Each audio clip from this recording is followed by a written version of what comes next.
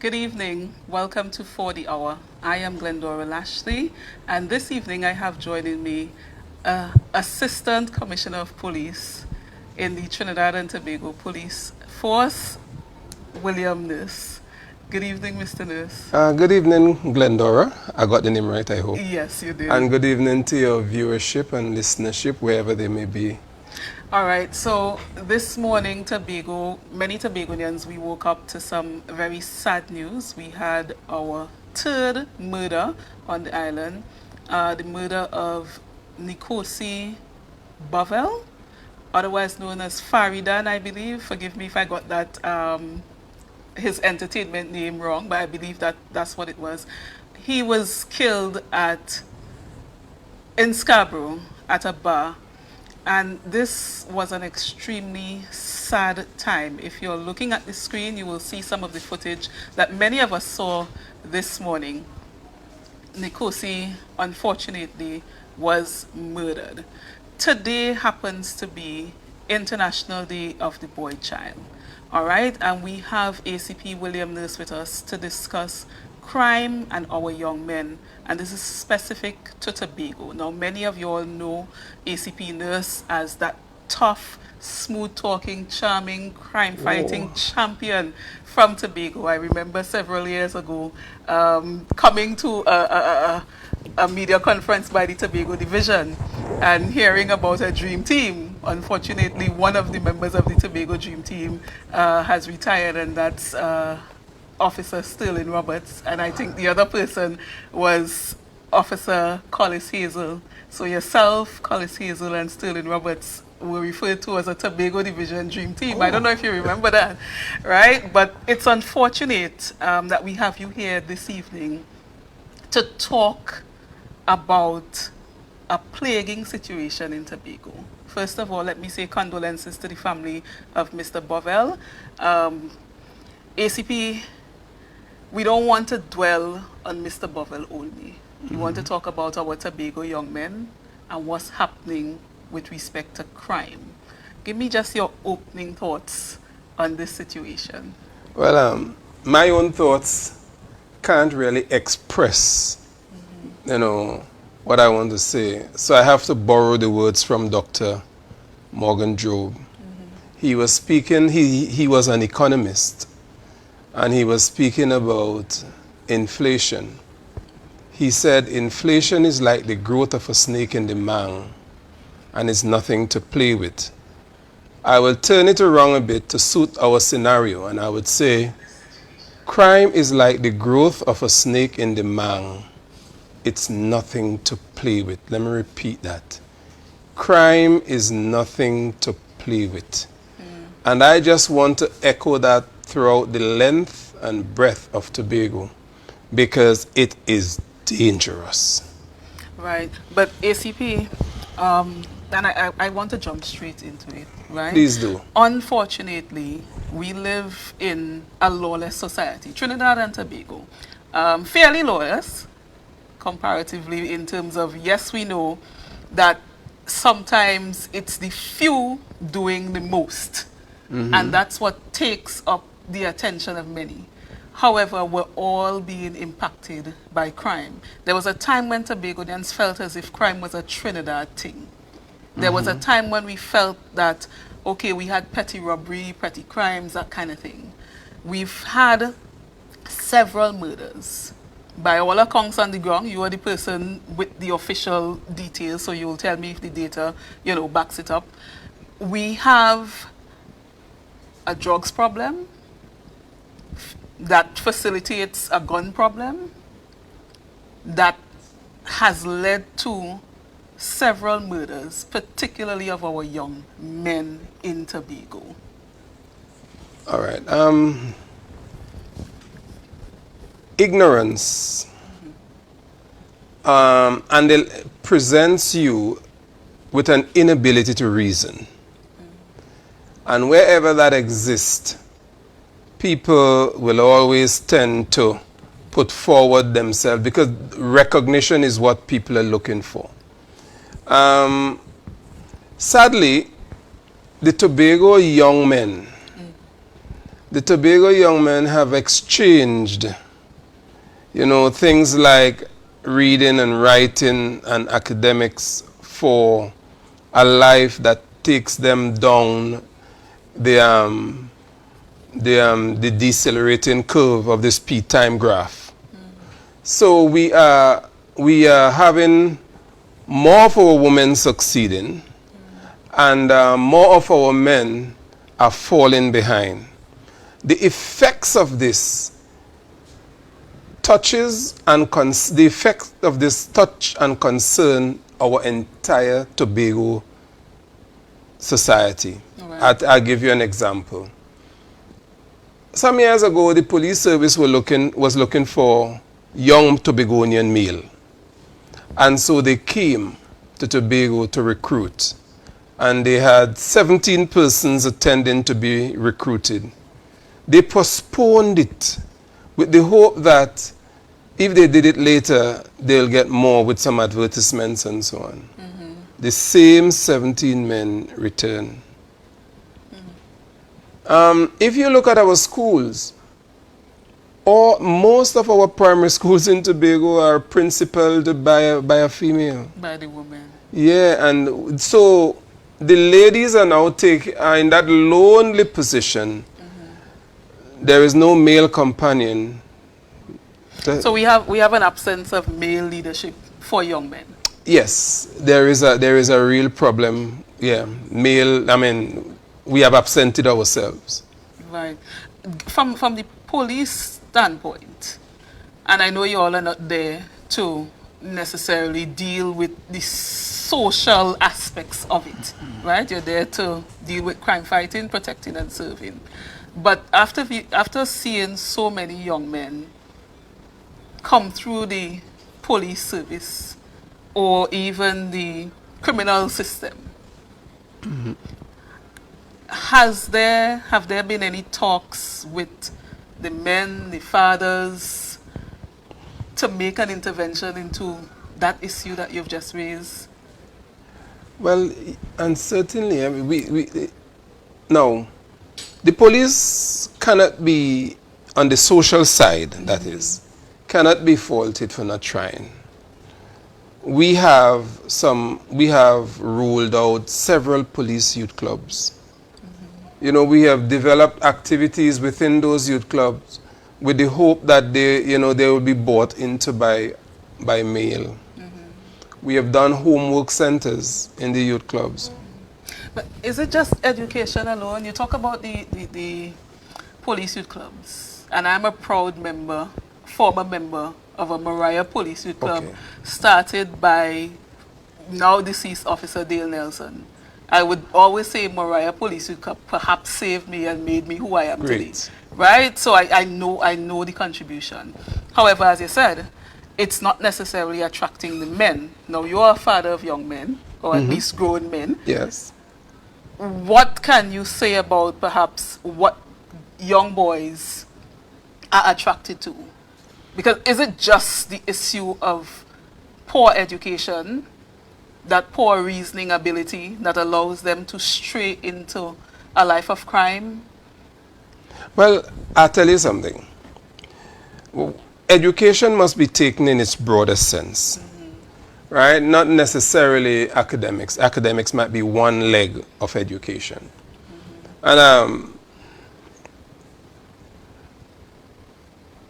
the trade centers, I am a product of the Roxborough Trade Center.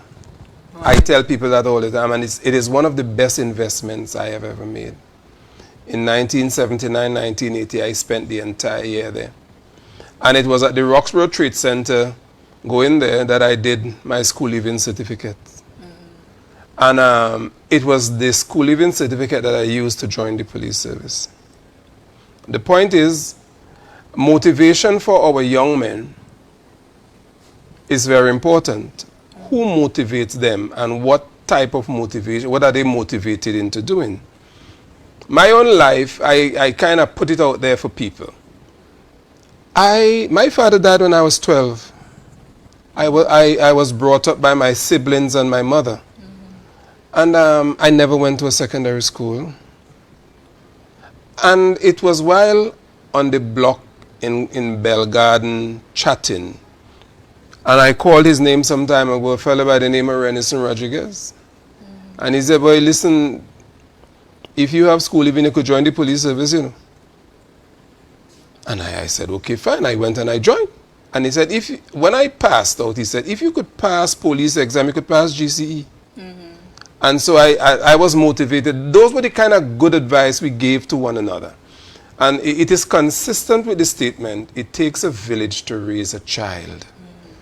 And if we all look out for one another, but what has happened, so I don't know, sometimes we see people have grown to be so heartless.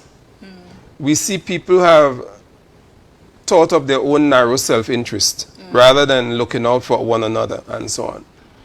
And it has become the mantra of our society now. It's me, I. In truth and in fact, you are nothing unless the person next to you is helped and brought up. Because you will, if you go up, you will be lonely.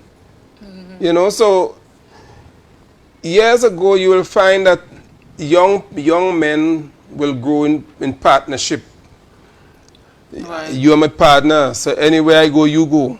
And we motivated one another. So what happened in the community? You talk about your experience in Bell Garden, right? There are several people who could talk about their experiences in their own communities. Yes, perhaps we've gotten more self-centered, publicly, more selfish, but people still need to communicate with one another. I don't know the male experience. When you look on as a father and you see other fathers may be absent, may not necessarily be a role model, but men live in the society. Is it that the older men, the senior men, the adult men, have just given up and are thinking about their own problems? Now, one of the things we have to bear in mind is that the author of the book, Messages to Young People, said, children learn by example rather than by precept. So if I lay down a series of laws and I do not live by those laws, then we live a life of lies. Correct. I'll give you a story that I was told once. A man and his son went to the garden of another man to get some dashing suckers. And before the man began to pull the dashing suckers, he looked across, he looked left, he looked right, and he looked all around. And then he bent down to pull the dashing suckers. The son said, Daddy boy, you didn't look up. So if you told your son not to steal, but your son saw you taking something that doesn't belong to you, what example are you setting for him? Yeah, correct. So where is the home? As a matter of fact, in church they taught us that there are 3 institutions that are important in the life of a child. The home, the school, and the church.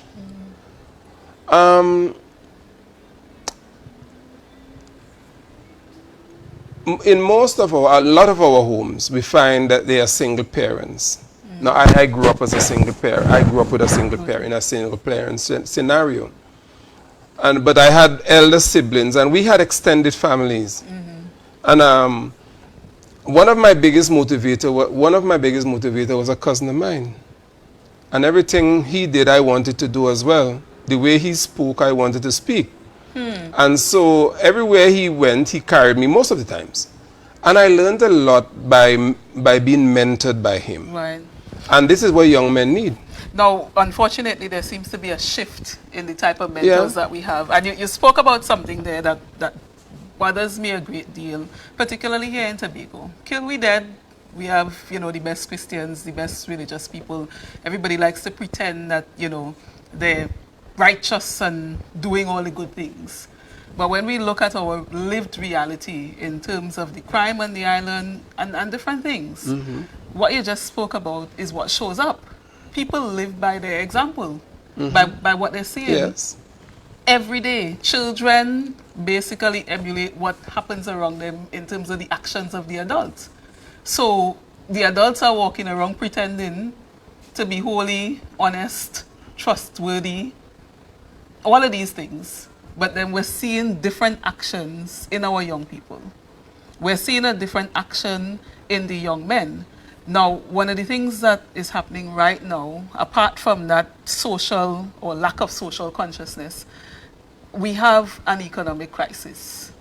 And Tobago is truly, truly suffering at this point, projected to get worse before it gets better, right? In terms of the economics of it, how we eat, all of that. I listened to you talk about the 7 robberies at a media conference recently. And yes, you talk about, you know, you all being close to solving them.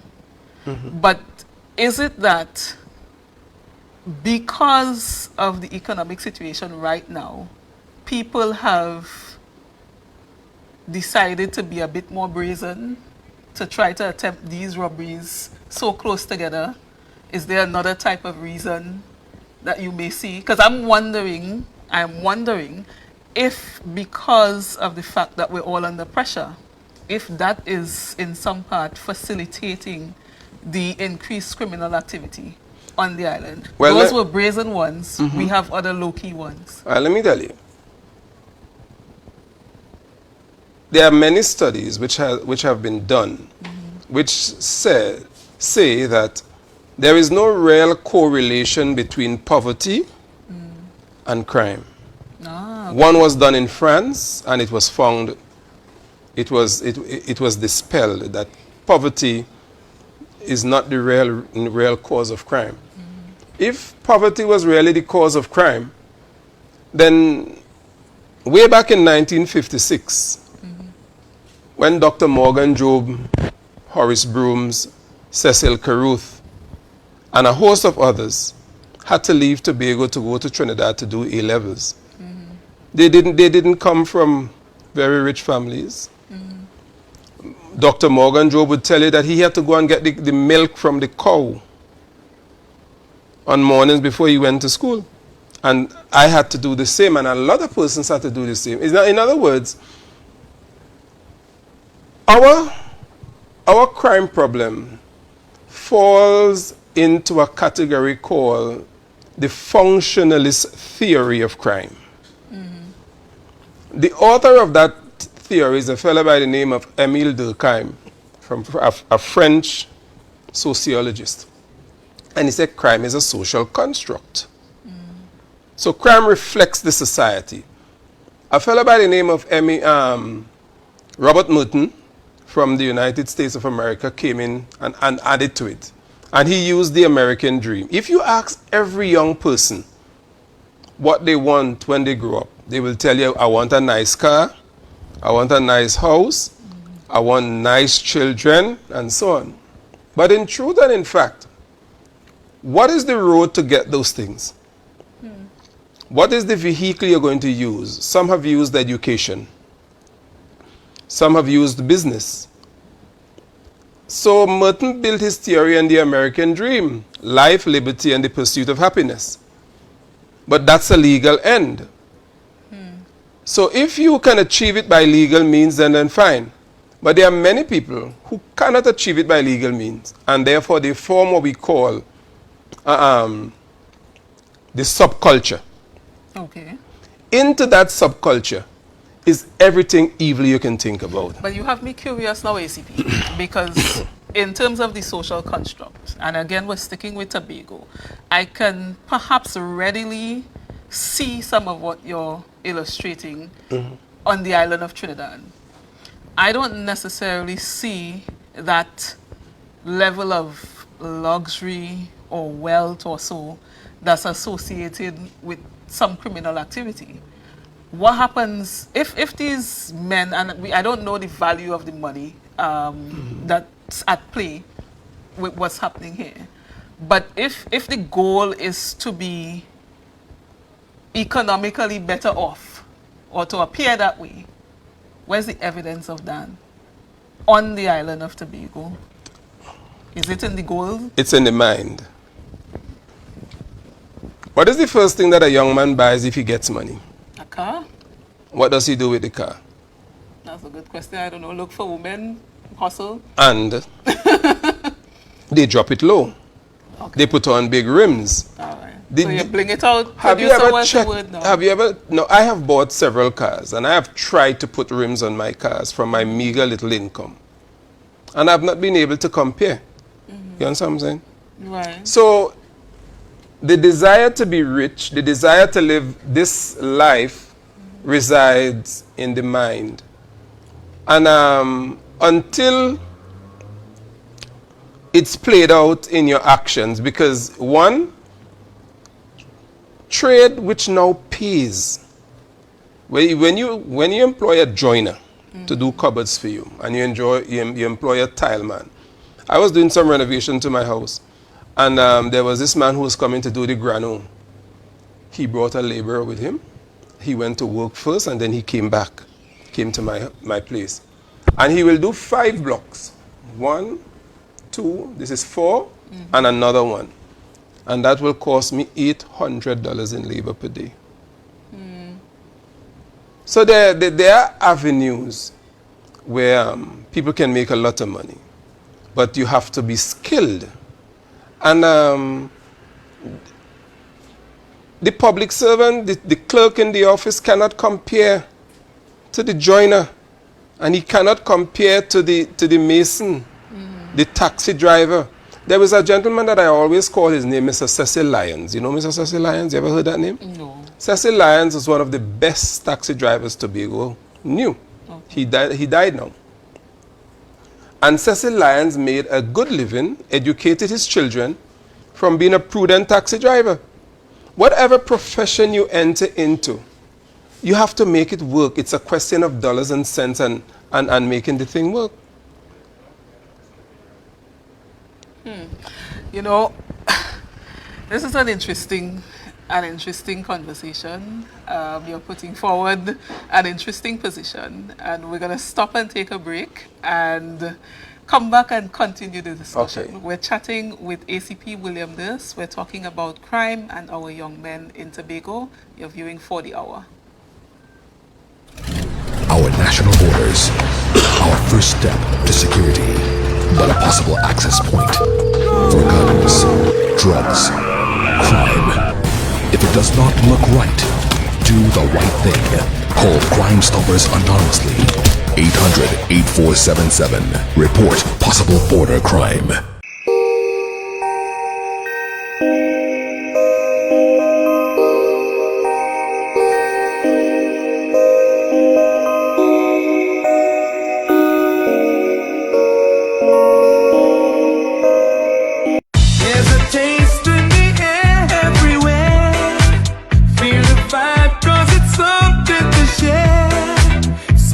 And creamy, you'll find it right here. Makes you smile, relax a while, it's fun and good cheer. Ooh, enjoy every scoop. Ooh, every taste will get you hooked. We have flavors that you love, a combination special. Come along, enjoy our treats. This is Uncle Pete's.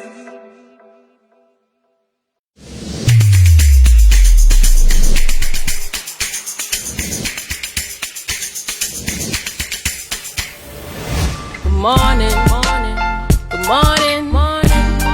Put a smile on your... Tobago in May. Prices are sweet like mango at Thorns Place. Check us out on Instagram, Facebook, and WhatsApp.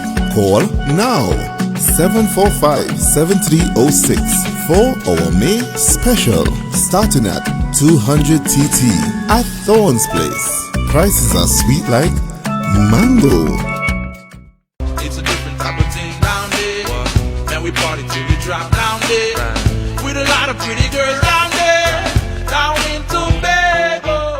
advertise with Tobago updates. Call 284-6597. If you have a small or large business, we can get your information in front of the masses. Reach our rapidly growing viewership on Facebook and YouTube. Promote your brand in Trinidad and the Caribbean through M&E TV Now and Gayel. Yes, we can build unique ads for your business. Call on Facebook and YouTube. Promote your brand in Trinidad and the Caribbean through M&E TV Now and Gayel. Yes, we can build unique ads for your business. Call now 284-6597 and advertise with us.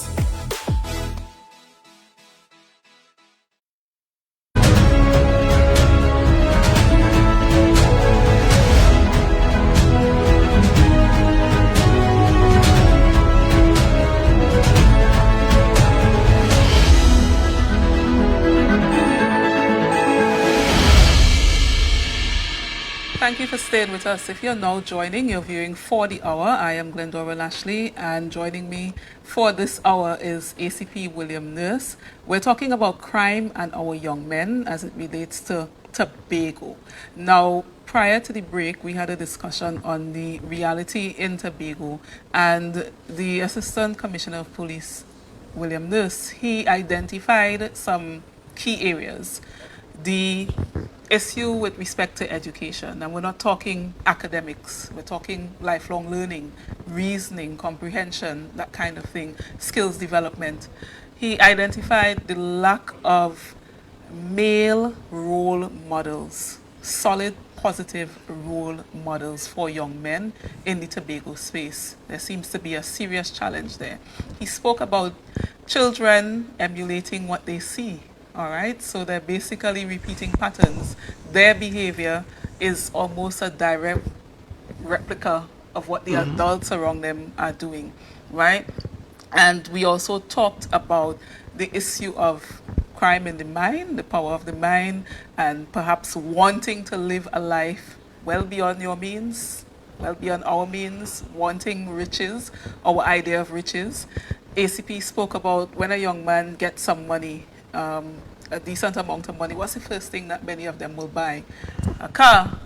Now, one of the things that I was thinking about during the break is that it's so unfortunate because even in terms of the value of money, right? And this came out in some political discussion recently when people were talking about the value of $1 million, 1.6, that kind of thing. Now, I won't go into that, but it's relevant to what we're talking about here because if you have $100,000 and a roll-on, roll-off is perhaps one of the cheaper ones, or perhaps around $90,000 or so.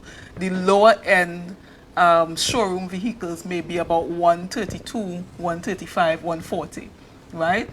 In the grand scheme of things, that's not a lot of money. But if you're young and you get that amount of money, you purchase one of those vehicles and you think you're rich. But the people who purchase the showroom vehicles are not necessarily the ones passing through the criminal justice system. No. It may be the ones who are purchasing the roll-on, roll-off and the second-hand vehicles. So again, we have some issue with respect to the mind. Now, what I want to ask you from all of your years in crime fighting, and you have handled some of the toughest areas in Trinidad and Tobago, being stationed in Trinidad for quite a long time. When you look at the Tobago situation, just not necessarily as a police officer now, just as a man and a father, is there anything that the men who are listening to you right now can realistically get up in the morning and say, well, okay, let's do this. Let's perhaps have this conversation. They're not talking about asking people to become, overnight saints or anything like that. Even the people who have lived a life of crime, perhaps still in it or perhaps trying to make their way out or they're out of it. Is there anything that some of these men can do so that we don't have another young Tobagonian boy dead, murdered, and we see in the footage? It's never too late to be who you want to be. And the time is always right to do what is right. I'll say that, I'll expand on that. Now, I remember in 1994, I was going to an advanced economics class in Signal Hill. And a colleague of mine from Belgarden sat on the side of Carrington Street close to the port. And he said to me, a big old man like you, I thought about you are go to class. Stop wasting your time. So I went to my classes. I did what I had to do. Then I went on to law school in England, and I came back. I'm not saying this as a boast. I'm just saying this as an example. The sad story is that while I still pass on Carrington Street, I no longer walk with a bag over my shoulder. But you know, my partner's still there in the same place talking the same thing. Right. I said that to say we are all about the same age. I passed my first GCU level when I was 30 years old, you know. I passed it when I was 30. Everybody would have given up and say, well, no waste time, man. But after I passed that was mathematics. Right. So I said, if I can pass mathematics, I can pass almost any subject. And so I was like a man possessed. And I'm sharing my experience because I think sharing your experience with people is, in my opinion, the better thing to do than to give you a whole set of rules by which you must think. And I applied, and I say, if I can do it, you can too. And if you're going to say bad things about me, say, if William Nurse did it, I can do it too. Because nothing is beyond you if your mind is made up. My mother used to say, a mind made up is half the task. So I say to you, it's never too late to be who you want to be, and it's never too late to do what is right. And a mind made up is half the task. Now, you talk about the detractor. That's my term. We are, all of us, we have a lot of detractors in this space. It almost seems second nature in Tobago that whenever you try to do something, particularly for young people, there's somebody to tell you, why you play? What are you going to do that for? That making any sense? You can make any money from that? People living now. And I wonder about that, and again, the link to crime. I know although I didn't specifically talk about poverty, but you mentioned the issue, the studies about poverty not being linked to crime. Nice. But if you have to wake up today and you need milk, you need bread, you need food, worse yet if you are children. A lot of our young men are fathers. And you have nothing in your house to eat. Where are you getting it from? How are you going to get it? Because the unfortunate thing is that so many people are there crying you down, and they have something to say, but not many people are actually helping. I know in the past we used to talk about people used to, lend you a hand, give you some food, they could ask a flower and that kind of thing. But the nature of the environment has changed, ACP. And sometimes when I look at the boys, I'm sure you could see it. When you look at some of them fellas, their eyes tell you that they no longer care. They're no longer interested. That's a sad, sad, sad thing to see. How do you reach those guys, especially if they have people that they need to feed, or some mother home believing that they should take up the role of a father that's not there? All right, let me say this. It depends on what you want to eat. When you say you have nothing to eat, it depends on what you want to eat. Right. So you may want to eat fried chicken. You may want to eat baked chicken. You may want to eat a nice ham leg and so on. But you know something? I cannot help but look back at my own experience as a child growing up. And people do not hesitate to remind me of what they thought my life was. So they say, well, if you get 2 cassava and you grate that cassava and make a nice cassava bread, and you get some bajibus and steam it down with a little piece of saltfish with some coconut milk, you get food. And people may think, well, me or what kind of food. Our young people do not eat our indigenous food, but the money, no.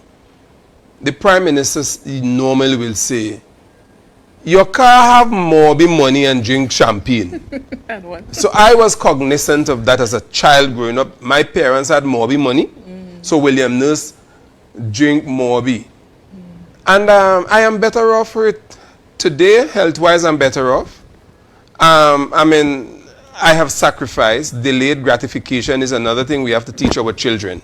Correct. The opportunity costs in relation to a particular thing that you might want. When I wanted my first Converse, I went and get cupra. You know what is cupra? No. You get the dried coconut, you cut it, you dig it out, Okay. and you put it on a galvanized to dry, and then you send it down to town. Somebody will buy it to make coconut oil. Things are not harder today than they were in 1976 when I was a 13-year-old. But you have parents, ACP, that either facilitated or taught you those skills. That's not the same right now. How many young people, unfortunately right now, can't cook? When we were coming up, when you were growing up, I know in my time, almost everybody in the house could cook. Now, you don't have to be able to cook for everybody. But people can cook. Stick up in. Now you have people that can't cook anything. How you used to cook? Where you used to cook on? Well, in my time, I had a stove. And Right. we used to go outside sometimes with the tree stone. Well, but you had a this is the stove inside. point. My mother had a little kitchen, a concrete kitchen, and there was a window to the concrete kitchen, and outside there was a fireside. I used to have to get my mother's bamboo to put in the oven on a Friday so she can bake. We just don't give children anything to do. We give children a false sense of living. That everything you just have to ask and you'll get it. I used to have to get up, even when I was in common entrance class, leave Richmond Point, go way up to Glamorgan to look after the sheep, and I better come back in time because Lytton Stewart is the principal of Belgarden Anglican Primary School.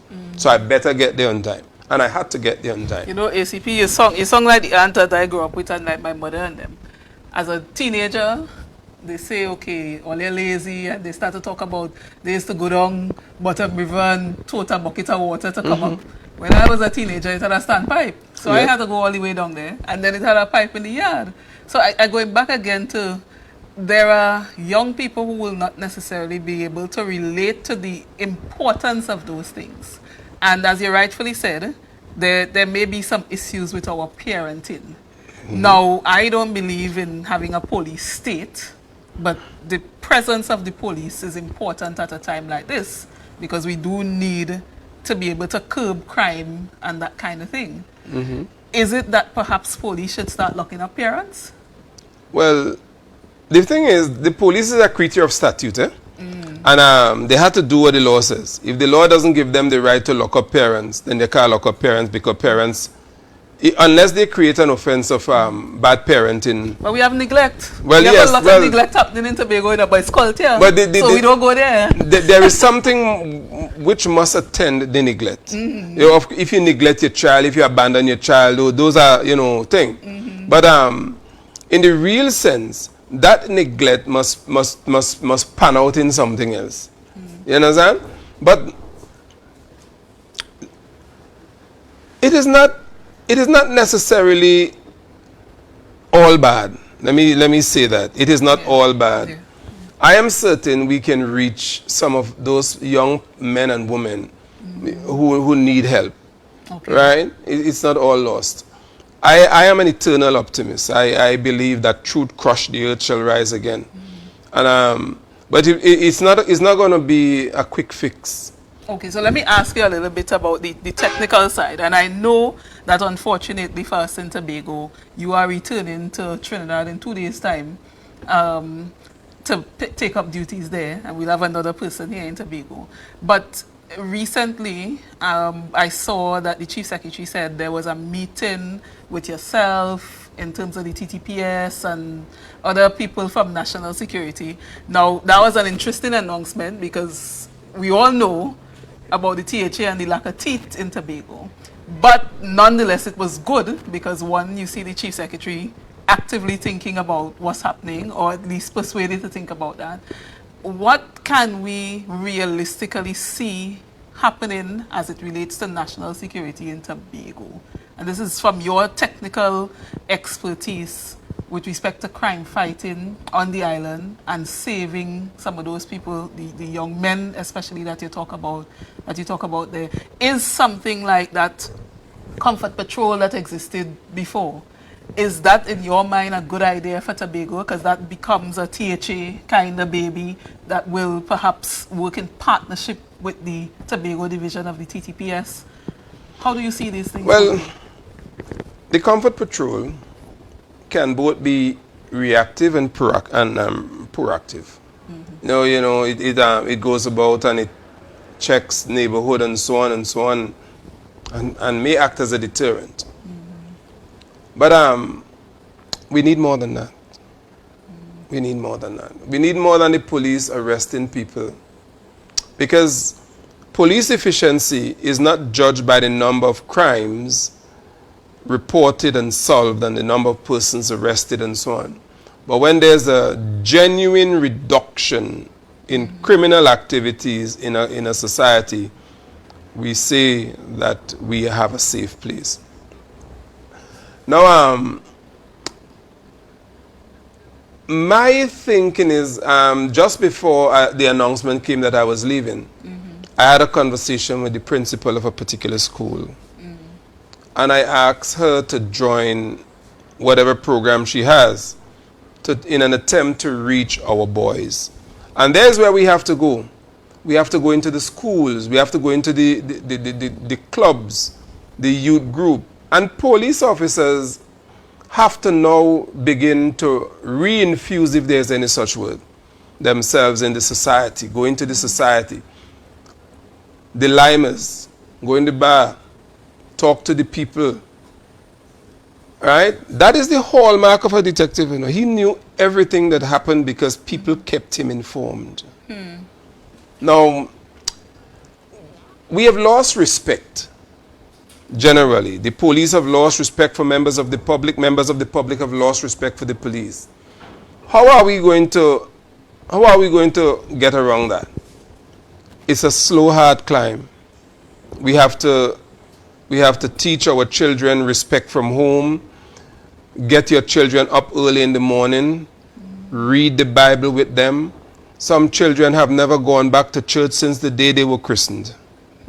Parents have no time because parents are on the run. But these are the little things.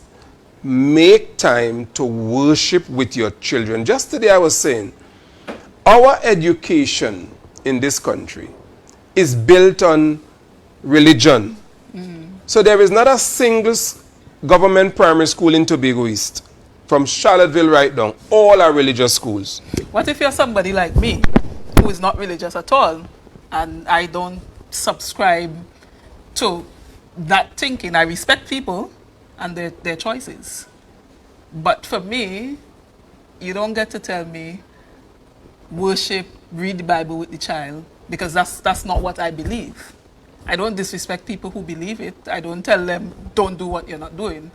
But if you are trying to reach somebody like me in terms of crime prevention, what do you say to those parents? I don't have to reach you. But there may be other parents who feel like me. What do you say to parents who are not religious and so inclined?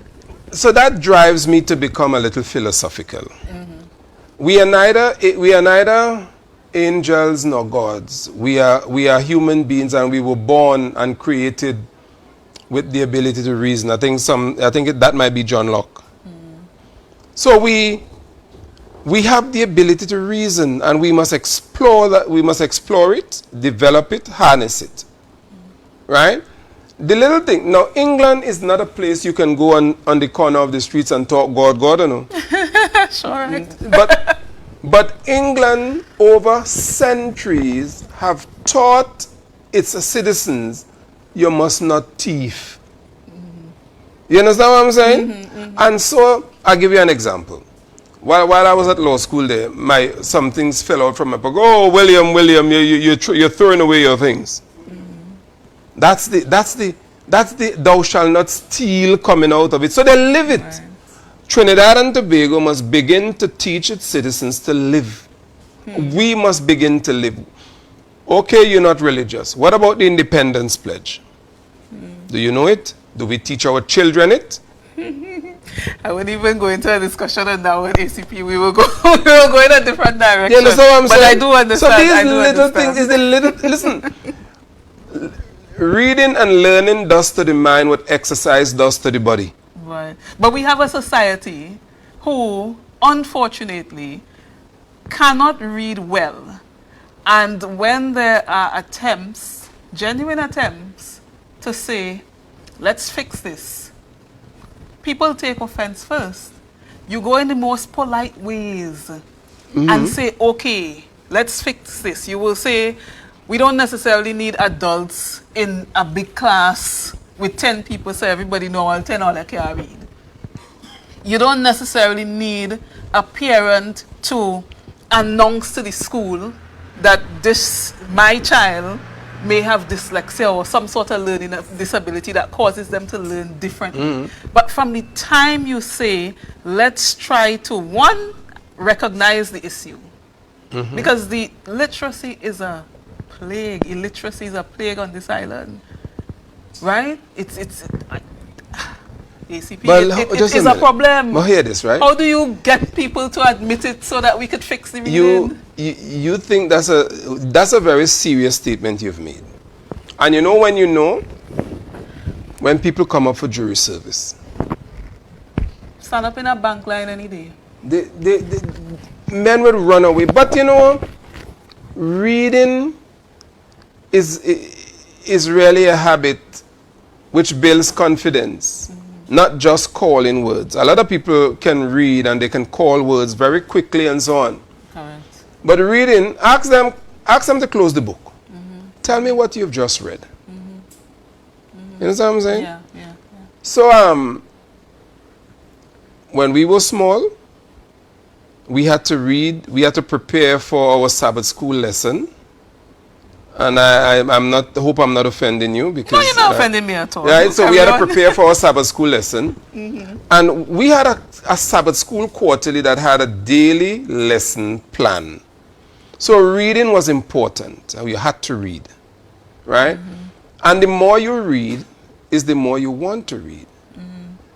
Right? I always tell my police officers, I had some sessions with sergeants and inspectors, the police officer who reads distinguishes himself from his peers. I say the same thing. The little boy on the street corner, even though you're reading the newspaper, read it. Now I want to just swing back and be a little bit controversial there. Let's go. Police officers and even the issue of literacy there, the ability to reason, and how some of the officers communicate with members of the public. Now, you know, in Tobago, first off, disclaimer, plenty of we don't talk to we a certain way because that does upset almost everybody. You know, we think you're talking to. I may be wrong. You are quite a learned man. Ignorance often manifests itself in arrogance. And sometimes the arrogance coming through from some of the officers then fuels additional arrogance. You have people talking about delinquent officers, people talking about officers who themselves seem to be illiterate based on how they write up the tickets and that kind of thing.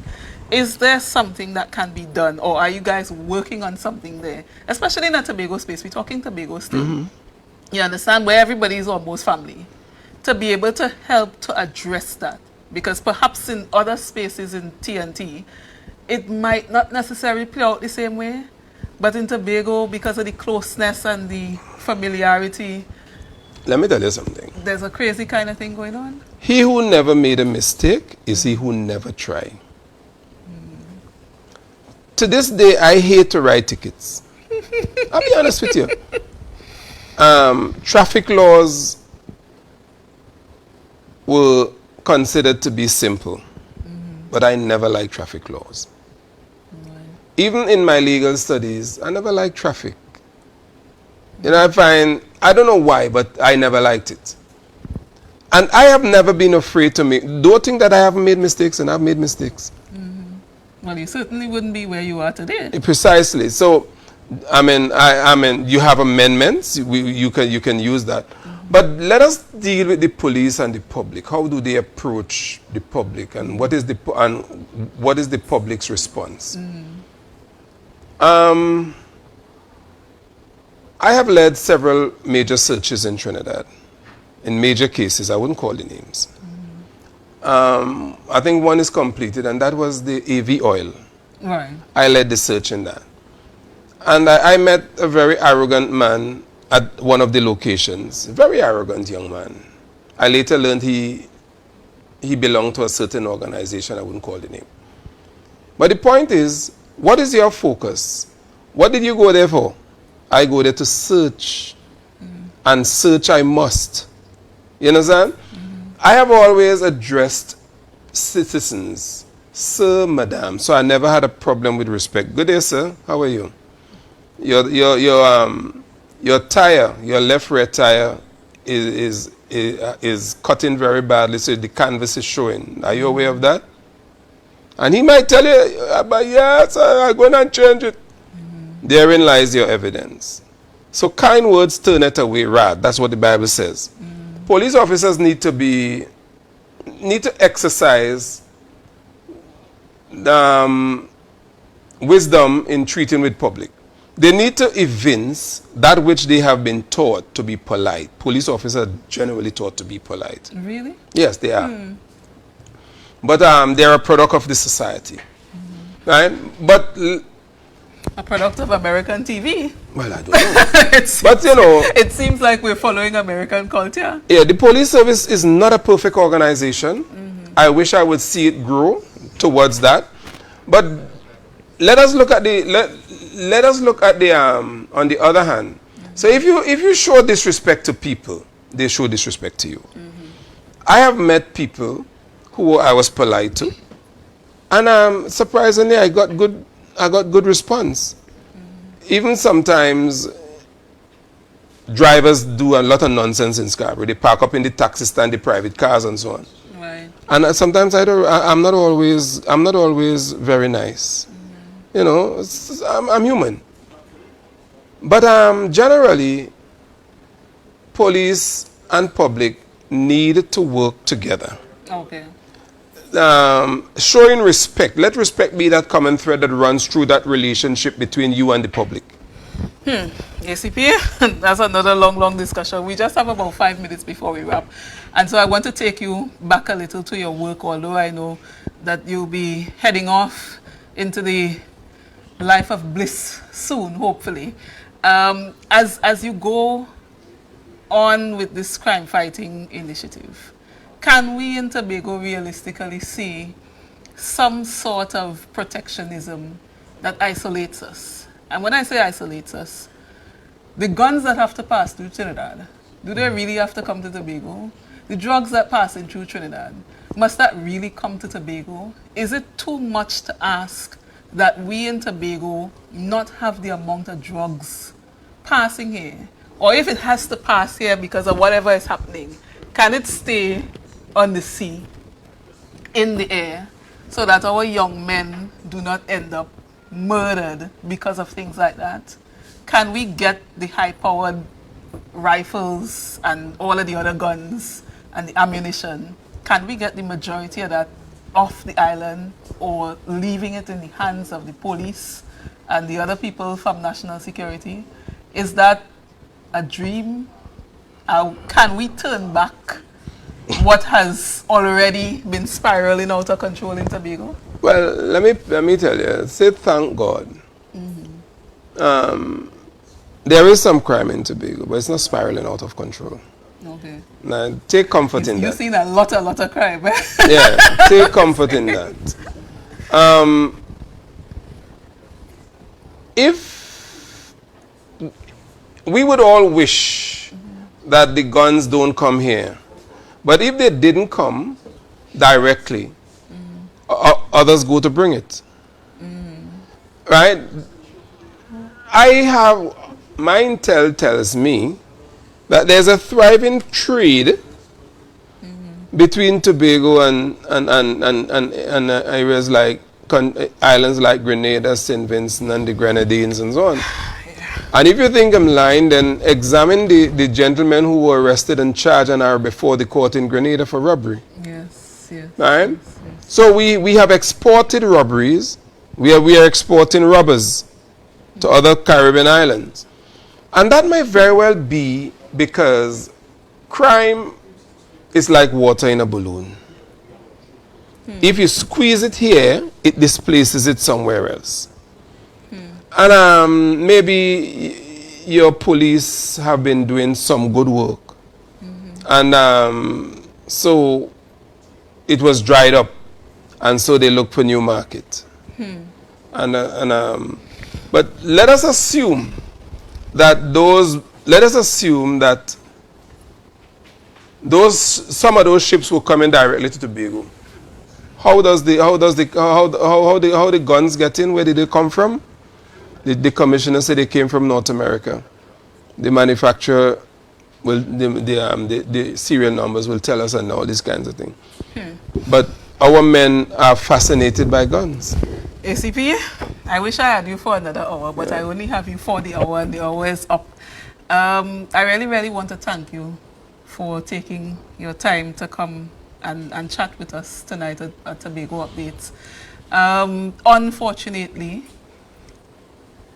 one young man losing his life, being murdered, is too much. I know from where you sit, you may be in a position to say, let's be thankful that it's just one. The issues in Tobago with respect to the guns and the drugs and all of that, people, all they had to live, all they had to do, but we don't need to kill each other, right? I don't know how that's going to be sorted. I suppose I'm perhaps in a pipe dream tonight. We've been talking about crime and our young men in Tobago, and what are some of the things that we can do to make this place better? ACP Nurse, again, I just want to repeat some of the things that he said. He spoke about education, skills training, literacy, understanding, the need for strong, positive male role models in Tobago, the need to live within your means until you can legally afford, more. Maybe we could just try for that. We can try for that. We can try for that and see how it goes. That's where I want to leave it tonight. All right. Thank you for viewing For the Hour. Thank you to ACP Williams for joining me, and we wish you all the best as you return to Trinidad in 2 days' time. Stay updated by making sure you tune into Tobago Updates. Of course, there's the morning program, the morning show every morning, so make sure and check that out at 7 a.m. Thank you and good night. I am Glendora Lashley.